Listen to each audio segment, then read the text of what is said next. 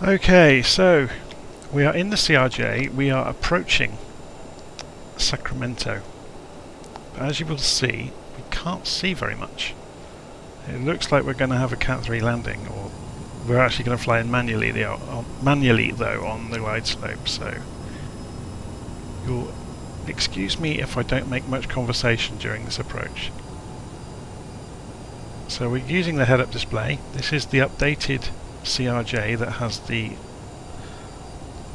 much more accurate systems, or should I say the head-up display at least works. It's a collimated head-up display now. If you're not sure what that means, there's the proof of it.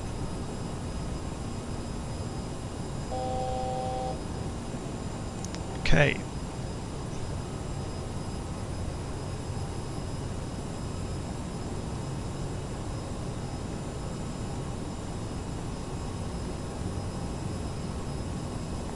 So we're just following the glide slope down. So what we're looking at here is the needle in this display, which tells us if we're horizontally aligned on the glide slope, and the diamond on these markers here, which tells us if we're vertically aligned on the glide slope. We're obviously, of course, also looking at the speed.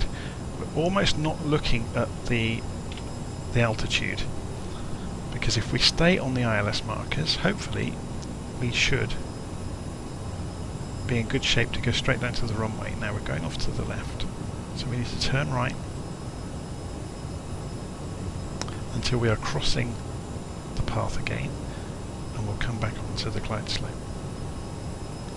So there we go. So we actually want to be heading about that kind of direction. We're heading into a headwind, so we haven't got much of a crosswind component, so there's not too much to worry about.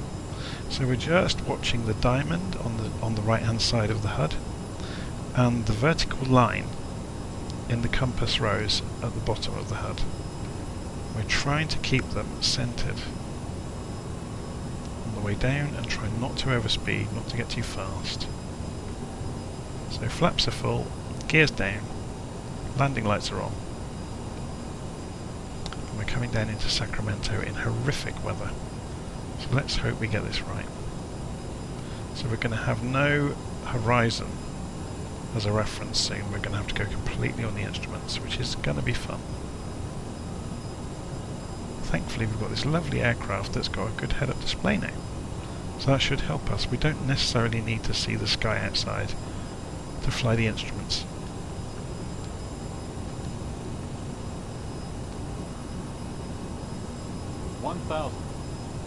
Down to 1,000 feet.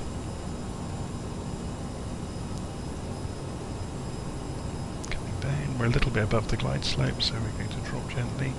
Going off to the right, so we're going to turn left and come back towards it.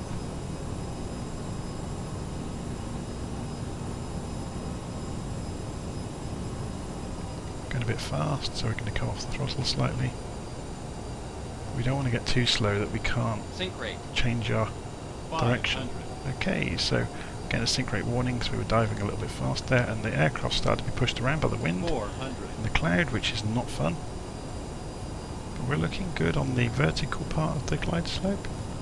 We're looking good now on the horizontal part as well, and we can see exactly right in front of us, here comes the lights for the runway. So that really was quite a difficult approach.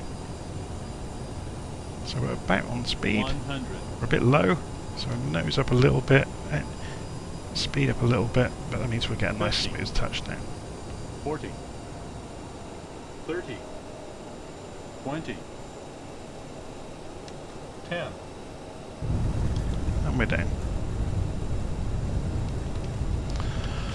Okay, so there you go, a almost zero visibility manual landing in the CRJ at Sacramento.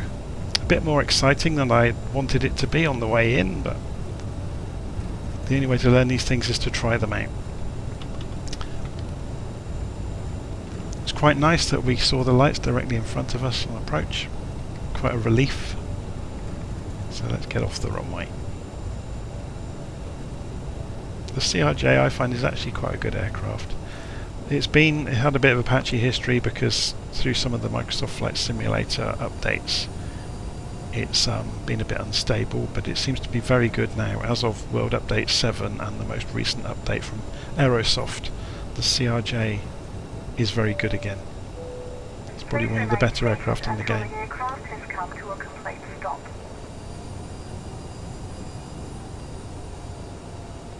Okay, let's just taxi around onto this line, and then I'm going to stop recording because you really don't want to see me taxi all the way back. Okay, let's just pull it to a halt here.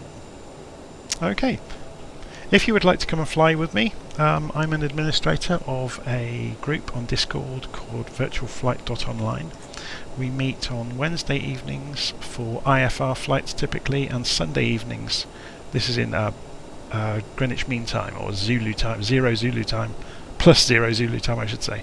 We meet Wednesday evenings for IFR flights, Sunday evenings for VFR flights, for group flights. There's typically about 20 pilots involved, and it's good fun. You learn lots from the other pilots while you're flying, and obviously you make friends and have interesting conversations en route.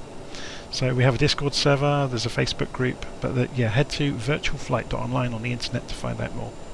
Okay, I'll leave it there. See you soon.